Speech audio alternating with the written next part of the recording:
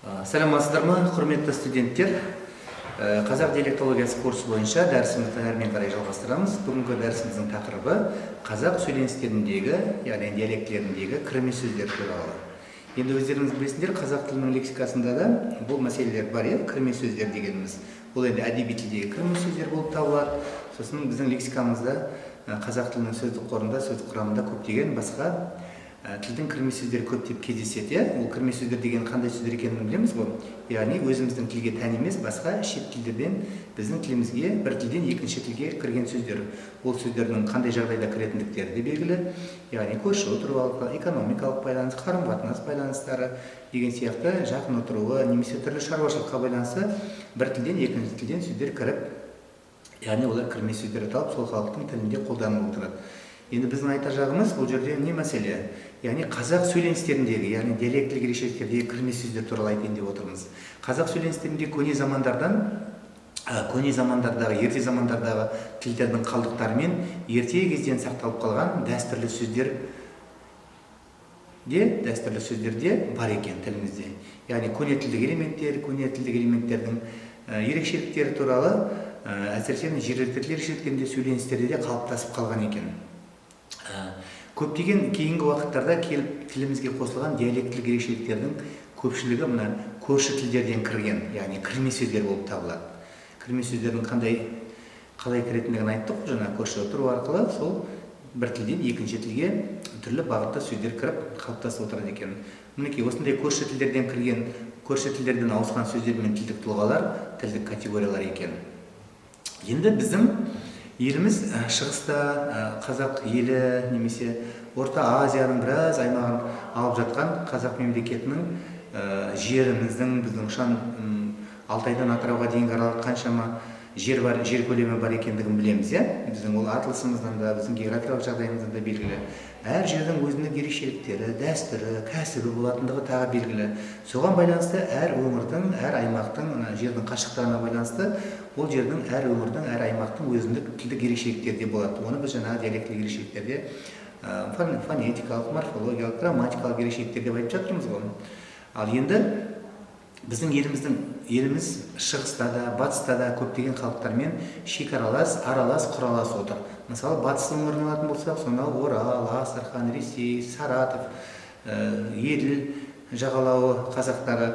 Оңтүстікті алатын болсақ, Түркменстан, Өзбекстан мемлекеттері, Қырғызстан мемлекеттерімен, шығысымызды алатын болсақ, орыс мемлекеттерімен жаңағы шекаралас, жақын. Сондықтан да ол жерлерде көптеген сөздерде ауыс түйістер болады, яғни басқа тілден біздің тілімізге сөздер кіріп отырады. Біз оларды кірме сөздер дейміз. Сонда еліміз шығыста да, батыста да көптеген халықтармен шекаралас, аралас, құралас жатыр. Кейбіреулердің тілі туыстаста, генеалогиялық жағынан туыстас, кейбіреулер басқа типологиялық тілдер қатарына жатады. Яғни қазақ халқы көрші елдермен байланыста, көнеден байланыста болған, ерте кезден аралас, құралас келе жатыр. Орыспен де, қырғызбен де, өзбекпен де, онысы мүмкін емес байланысты болмауы. Себебі бұлардың барлығы біздің мемлекетпен шекаралас көрші отырғаннан кейін қарым-қатынас болады. Қазақ халқы көрші елдерден сонау кездерден араласып қарым-қатынас жасап келеді бүгінгі күнге дейін. Бұлардың барлығы қазақ тілінің құрамына, тілдің толығуына өз әсерін тигізіп отырады. Ол тілден кірген сөздер, тілдік элементтер сол кірген тілдің тұрмыс салтына, өміріне, тілдік ерекшелігіне, ортасына, саясатына, барлық жағынан да өзінің әсерін тигізіп отырады, өзінің ізін қалдырып отырады. Көрші халықтардың тілі арқылы қазақ тіліне көптеген сөздер мен сөз тұлғалары енеді. Көптеген тілдерден біздің тілімізге сөздер, сөз тіркестері, сөз тұлғалары, яғни тілдік бірліктер еніп отырады. Мысалы, оңтүстік халықтар тіліне көршілес өзбек, немесе мына Жамбыл облысының оңтүстік аудандарында мына қырғыз, көрші қырғыз халқы тілдерінен кірген сөздер. Ал Атырауда мына батыстан, орыс тілінен, Астрахан өңірі, Саратов, тағы басқа тілдер келеді. Сондай-ақ Жетісудың оңтүстік өңірлері бойынша Жетісудың шығыс жағын мекендеген көптеген қазақтардың тілінде мына ұйғыр сөздері кездеседі, ұйғыр тілдері. Оның ішінде ұйғыр тілдері оңтүстік өңірлерде ұйғыр халықтармен араласып, батыс қазақтардың тілінде татар, ноғай, башқұрт сияқты сөздер қосылып кеткен. Бірігіп кеткен деп айтсақ та болады. орыс, араб, иран, парсы тілдерінің өзінен де бұрынғы кездерде қазақ тіліне көптеген сөздер кірген. Осы барлық сөйленістерде де кездеседі. Қазіргі уақытта барлық жергілікті елшілікте немесе барлық сөйленістер тобында орыс, араб, иран, парсы тілдерінің әсері барлық сөйленістерде де кездесіп отырады. Яғни өзіндік әсерін қалдырып отырады. Әр түрлі дәрежелерде, бірақ бірінде көп, бірінде аз дәрежеде. Мысалы, батыс өңірлерінде көбінесе мына орыс тілдің элементтері көп. Оңтүстік өңірлерде мына қырғыз немесе өзбек тілдің элементтері көптеп кездеседі. Сол сияқты солтүстік, батыс және шығыс аймақтарды мекендеген халықтар тілінде де бұндай сөздер барынша кездесіп отырады. Орыс тілінен кірген сөздер немесе орыс тілі арқылы сөйленістерге енген сөздердің дыбыстық жағынан қабылдануы олардың әдеби тілдегі сипатымен бірдей емес. Әдеби тілдегі сипатымен, тұрпатымен бірдей болмайды. Егер де әдеби тілдегі орыс тілінен енген сөздер, мысалы бәтеңке, пұт, секер сияқты сөздерді есептемегенде айтылуы мен жазылуы жағынан орыс тіліндегі нұсқасын сақтаса, говорларда, сөйленістерде олар ауызекі тілдің дыбысталу ыңғайына сәйкес біраз өзгерістерге түсіп анықталады. Айтылады. Біраз өзгерістерге түсіп айтылады. Мысалы, қандай сөздерді аламыз? Мысалы, орыс тілінен көптеген сөздер кірді деп айтқан болатын біз, солардың бірнешеуіне тоқталып кететін болсақ, бедре деген сөз, бедре. Яғни орыс тілінде ведро, шелекші, кәдімгі су құятын ыдыс атауы бедре, ведро. Кастенке, косынка. Мысалы, бедре, ол ведро, жергілікті халықтардың тілінде бедре деп айтылады. Кастенке, косынка. Картошке, картошка. Огурчик, огурцы. Принавес, принавес. Сияқты мысалдарды сөздерді айтуға болады. Орыс тілі батыс, орталық, солтүстік, шығыс говорларында әсіресе көп кездеседі. Осы тілдерге, осы өңірлерге көп әсер еткен. Сондай-ақ, мысалы, манат, мәнет, монета бұрынғы көне сөз. Бір монета ақша, тиын дегенді білдіреді. Ағылып, мысалы, Орал, батыс өңірлерінде қолданылатын сөздерді айтуға болады. Тәрте, арбаның жетегі. Кейде қазақ сөзі немесе көрші тілдерден енген сөзбен орыс сөзі синоним ретінде де қатар қолданылатын жағдайлар болады. Мысалы, қақпыш деген сөзді алайық. Мысалы, қақпыш, төшелкі, тушилка, орысша. Немесе самауырдың, орыстың сөзі ғой, самовар, самауырдың кәмперкесі. Самауырдың шоғы қайнағаннан кейін, оның шоғын қызуы кетпесін деп, камфорка деп айтады, кампер қазақша, сөйленістерде оны камперке дейді. Самауырдың камперкесі жауып қояды, ыстығын, шоқтың қызуын ұстап тұратын, самауырдың төбесіндегі тұрбасын жабатын қақпағын айтады, камперке. Немесе бұны кейде самауырдың томағасы деп атайды, томағасы. Немесе теркөлек деген сөздің өзін алайықшы, мысалы диалект неологизмге де келеді, ол теркөлек. Мысалы орыстың майка деген сөзі, майка, яғни іш киім ғой, іш киімнің бір түрі, майка. Осыны мәйке деп айтады, әдеби тілде, ал сөйленістерде оны теркөлек деп айтады. Кейбір жағдайда осыны қазір әдеби тілге енгізу мәселесі де қаралып жүр. Теркөлек, майка, мәйкі, майка, мінекей үш сөз. Немесе лапас деген сөзді алайық, лапас, сирек, принавес, жиі, принавес деген сөзді айтуға болады. Жан-жағы ашық, төбесі жабық, Құран айтамыз. Принавес, яғни орыс тілінің сөзі, бірақ қазақ тілінде ол сөйленістерде принамес болып айтылатындығын ескерейік. Халықтардың сөйлеу тілінде сондай-ақ овощтар, яғни жеміс-жидектер, көкөністер, бау-бақша аттарының қазақша атаулары жоқ болғандықтан көп сөздер орысша айтылады. Сондай-ақ ол өнімдер жаңағы сол біздің жерде өндірілмегеннен кейін, өспегеннен кейін оның атауы жоқ болуы да мүмкін. Сондықтан осы көкөніске байланысты көптеген атаулар әлі күнге дейін мысалы қазақша атаулары жоқ, орысша айтылып жүр. Қазақша атаулары баламасы болғанның өзінде де көп жағдайда сөйленістерде сол бұрынғы орыс тіліндегі атаумен үйреншікті айтып кетеді халықтар, жергілікті халықтар. Мысалы, солтүстік қазақтардың тілінде сәбіз, қияр, жүгері, қызылша сияқты сөздердің орнына орыс тіліндегі варианттар, яғни мәркөк, әгүршік, көкіріз, свекля сөздер қолданылады. Бұл жергілікті, сол жердің халықтары, мысалы, пиязды сарымсақ деп айтады, сарымсақты шешнөк деп айтады, шешнөк, яғни оны ч дыбысының орнына ш-ны қолдану арқылы жергілікті сөйлестірде шешінік деп атайды. Сондай ақ бұл орыс тілінде кірген сөздер, бұндай сөздерді көптеп кездестіруге болады жергілікті сөйлестірде. Енді араб, иран, парсы тілдерінен ол бұрыннан да өткен дәуірлерден де біздің сол тілдерден қазақ тіліне мына мәдени, философиялық, тағы да басқа мына ғылымға, білімге байланысты көптеген сөздер енгендігін білеміз. Ол әдеби тілде де бар. Ал енді жергілікті сөйлестірдің ішінде де осындай сөздердің бар екендігі белгілі. Араб, иран тілдерінің сөздері, мысалы араб, иран тілдерінің элементтері сөйлестірде өте көп кездеседі. Әдеби тілде де кездеседі барынша. Оңтүстік говорларда жиі кездеседі, әсіресе араб, иран тілдерінің сөздерінің көбі оңтүстік говорларға тән. Яғни олар кімдер? Өзбектер, ұйғыр тілдері арқылы ауысқан екен. Араб, иран, парсы тілдерінің көбі өзбек, ұйғыр тілдері арқылы ауысып келген екен, ауысып кірген. Мысалы, дәліз деген сөздің өзін алайықшы, дәліз. Қазіргі уақытта бұл әдеби тілімізде еніп, бұрынғы орыстың коридор деген сөзін алмастырды, шынында да жаңағы кен асылы жерде болса, сөз асылы елде, елден алып, халық тілінен алып, біздің әдеби тіліміздің қадесіне жаратуға болады екен бұндай сөздерді. Әрине, ол дұрыс деп есептейміз. Мысалы, дәліз Шымкент, Ленгір аудандары елді мекендерінде айтылған. Сенек, ауыз үй. Сенек деген үйдің кіреберісі алғашқы бөлмесін айтады. Үйге кіре бергенде аяқ киім шешетін алғашқы бөлмені сенек деп айтады. Паршыса, паршы тілінде бұл дах, лис, сенек, ауыз үй дегенді білдіреді. Енді мысалы, сенек деген сөздің өзінің мағынасы орыс тіліндегі жаңағы Ажоговтың сөздігінде сенная девушка, дворяндардың кезінде мына қызметші қызды атаған екен, қызмет.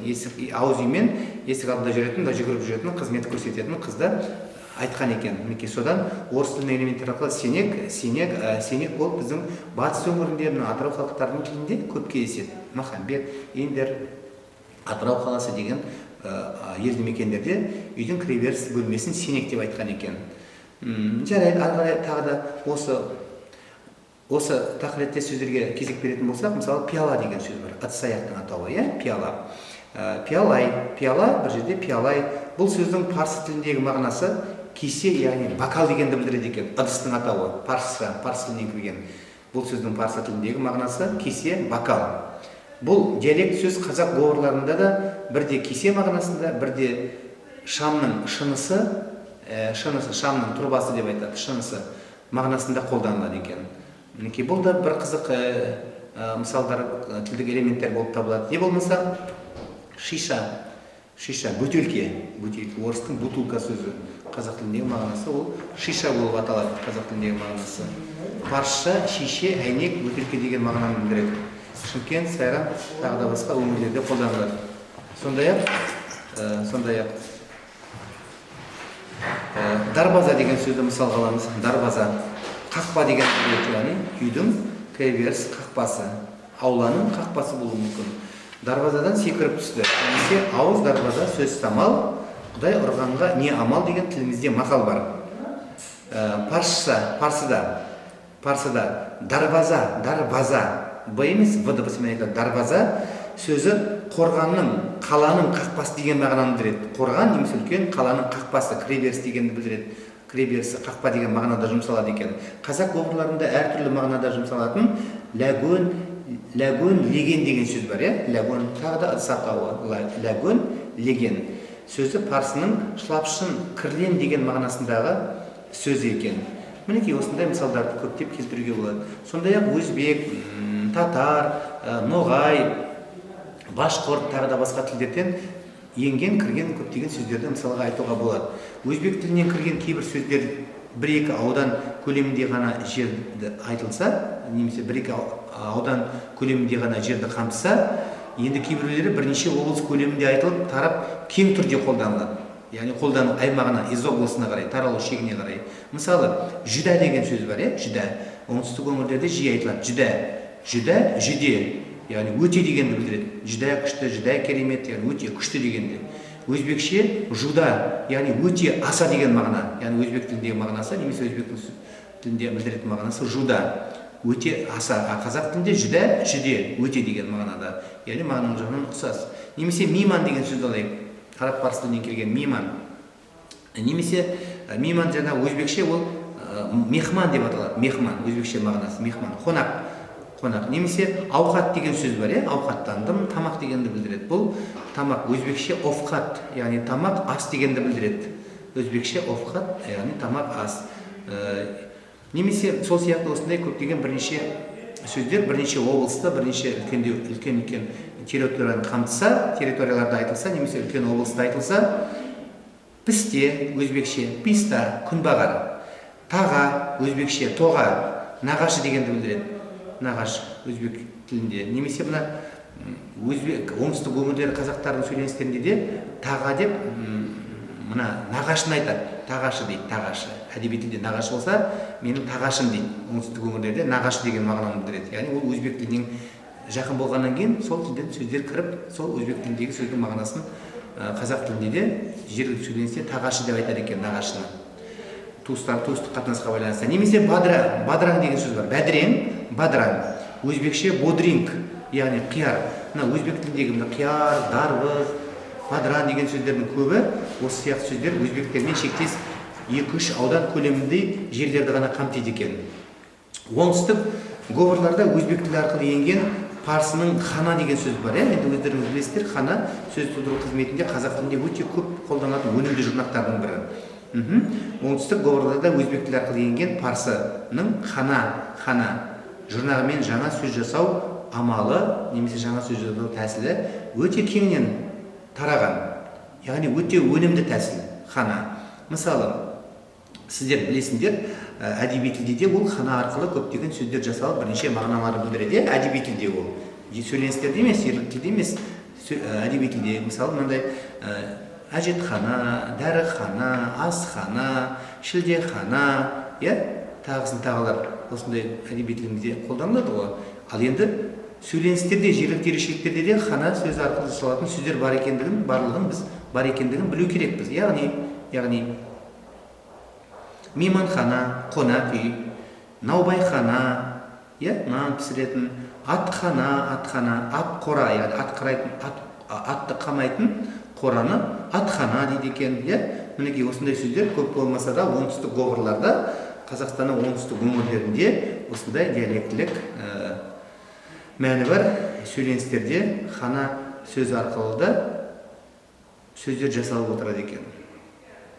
Маңғыстау сөйленістеріне келетін болсақ, батыс өңірі бойынша Маңғыстау сөйленістерінде түркімен тілдерінен кірген сөздер бар. Мысалы, оңтүстік тілдерінде кірме сөздердің көбі мына өзбек тілдерінен кірген болатын болса, Маңғыстау өңірінде Маңғыстау сөйленістерінде, жергілікті ерекшеліктерінде түркімен тілінің элементтері көп. Яғни сол түркімен халықтарымен жақын болуына байланысты. Мысалы, әтшкір деген сөз бар. Әтшкір. Шоқ қысқыш. Яғни шоқты былай қысып алатын құрал сайманның аты екен әтшкір деген. Біздің өңірде, батыс өңірінде оны жаңағы мәстемір дейді. Мәстемір, яғни маса темір деген сөздердің бірігуінен жасалған ерекшелік. Әтшкір қысқаш, яғни шоқ қысқыш, шоқты қысып алатын құралды, яғни әтшкір шоқ қысқыш деп атайды екен. Яғни түркімендерше бұл әтшигір деп аталады. Ал біздің батыс өңірінде бұл жаңағы айтқандай мәстемір, маса темір деген сөздердің бірігуінен жасалған мәстемір деп аталады екен. Бірі біліп, бірі білмеуі мүмкін, себебі бұндай сөздер белгілі бір сол ауылдық аймақтарда, Қазан-Ошақ айналасында, ауылдық жерлерде жаңағы көп кездесетін сөздер сөйленістерде. Қазіргі енді заманның дамуына, технологияның дамуына байланысты қазір бұндай құрал саймандарды көп халқымыз қолданбайды ғой. Бірақ тілімізде бар сөздер, тілімізде қолданғандықтан бұларды біз елеусіз қалдыра алмаймыз. Сондай-ақ түркімен қазақтарының тіліндегі аяқ-қап деген сөз бар. Аяқ-қап, яғни киімнің атауы, киім атауы. Немесе жорапты, яғни нәски, аяққа киетін нәскиді, ер адамдардың аяғына киетін нәскиді жорап дейді екен. Немесе пендір, яғни тамақтың тағамның атауы. Қазір оны мына дүкендерде, базарларда бринза деп жүр, бринза. Яғни әрине біздің сөз емес қой қазақ тілінің. Яғни бұны жаңағы түркімен тіліндегі мағынасы пендір екен, бринза. Немесе қайым, еттің нанын қайым дейді екен, түркімен тілінде қайым. Немесе бөрек. Қазіргі біздің айтып жүрген пельменіміз, пельмен. Түшпара дейма, пельмен дейма қазір айтып жүр ғой, сондай мысалдарды кейбір жерде де осындай жергілікті халық сөйлеу тілдеріндегі варианттарды айтылып жазылып жүреді. Бөрек, пельмень. Шаршақ, айыр. Тағы да басқа түркмен тілінен енген сөздер тобына жатады. Бұл сөздердің барлығы осы аталған сөздер: пендір, жорап, қайым, бөрек, тағы басқалар, шаршақ деген сөздердің барлығы осы түркмен тілінен енген сөздер. Немесе жаңағы шарқат деген сөз бар, шарқат, әйел адамдардың үшбұрышты орамалы. Бұрын кезде апаларымыз, әжелеріміз жаңағы сән болған шарқат орамал тағып, шарқат деген атау кеңінен тараған. Мінекей осы сөздердің мағынасын алып, үшбұрыш дегенді білдіреді. Сөздердің мағынасын алып, олар тереңінен зерттейтін болса, бұлардың барлығы қазақ тілінің сөздері деп айтуға болмайды әрине. Солардың ерекшеліктеріне, этимологиясына, қолдану аймағына, таралу шегіне, қай тілден кірген екендігіне, қалай қолданған, қай уақыттарда қолданғандығына байланысты анықтап, лабораториялық сабақтарда осыларды зерттеп, талдауымыз керек. Сонда біз олардың түрлерін білеміз. Сондай-ақ орынбор қазақтардың тілінде тегірмен деген сөз бар. Қазір кішкенеден кейін сабағымызды аяқтаймыз. Бір-екі мысал айтып кетейін. Мысалдар өте көп, бірақ оның барлығын семинар сабағында талдаймыз. Түсінікті болу үшін, мысалы, орынбор қазақтардың тілінде тегірмен деген дөңгелек, яғни татарша тәгірмән деген мағынаны береді. Біздің қазақ елінде татарлар да көп тұрған. Татарша тәгірмеш. Немесе тоқамаш деген сөз бар. Көже, киспен айтады. Киспе, тоқамаш. Яғни татарша тоқамачмен айтылады. Татар тіліндегі мағынасы тоқамач. Немесе сәндіре, яғни лапас. Немесе бастырма, татарда сәндіре деп аталады, сәндіре. Немесе қарабура, шыбықтан тоқылған ашық қораны айтады. Шыбықтан тоқылған ашық қораны татарша қарабура дейді. Татарша бура деген мағынада. Мінекей осындай тағы да басқа сөздерді мысалға алуға болады. Сондай-ақ Орал облысы Орда, Жәнібек аудандарының мекендеген қазақтардың тілінде орам көше дейді, орам көше. Татарша урам деген мағынаны білдіреді. Немесе қауысу, кездесу. Татарша қавышу деп аталады. Яғни татар тілінің элементі болса керек. Аданас деген туысқан деген мағынаны білдіреді.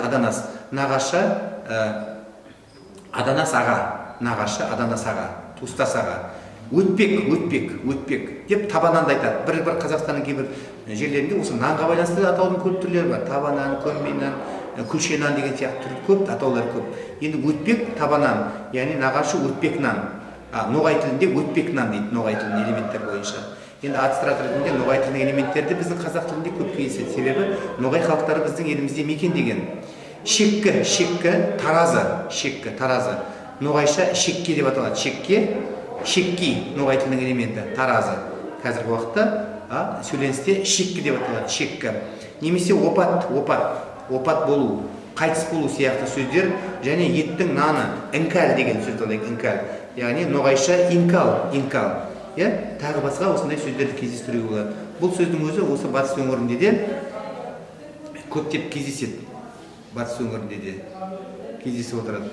Мінекей, осындай сөздерді біздер тілімізге тиек етіп, осылардың барлығын тілімізде ерекшеліктерін, олардың шығу тегін, қолдану аймақтарын, қолдану кезеңдерін алуға болады. Сонда сөзімізді қорытындылайтын болсақ, яғни диалектілік сөйленістерде де, сөйленістік ерекшеліктерде де кірме сөздердің бар екендігі, олардың қандай жағдайда кіретіндігі туралы, олардың қалай кіргендігі туралы, немесе олардың тілімізде қолдануы туралы біраз мәліметтер алдық. Негізінен орыс тілі батыста, ноғай тілі, түркмен тілінің элементтері бар екендігін, оңтүстікте де жаңағы қырғыз тілдерінің, өзбек тілдерінің, ұйғыр тілдерінің элементтері бар екендігін, шығыста да осы орыс тілдерінің әсері бар екендігін біз біліп топшылайтын боламыз. Ендеше қазақ тіліндегі сөйленістердегі кірме сөздердің ерекшелігі, немесе олардың пайда болуы, дамуы, қолданылуы сияқты мәселелерді сөз еткенде осы айтылған мәселелерді, осы дәрісті еске қатерге алу керекпіз. Сонымен бүгінгі дәрісімізді аяқтаймыз. Келесі сабаққа дейін қош сау болыңыздар.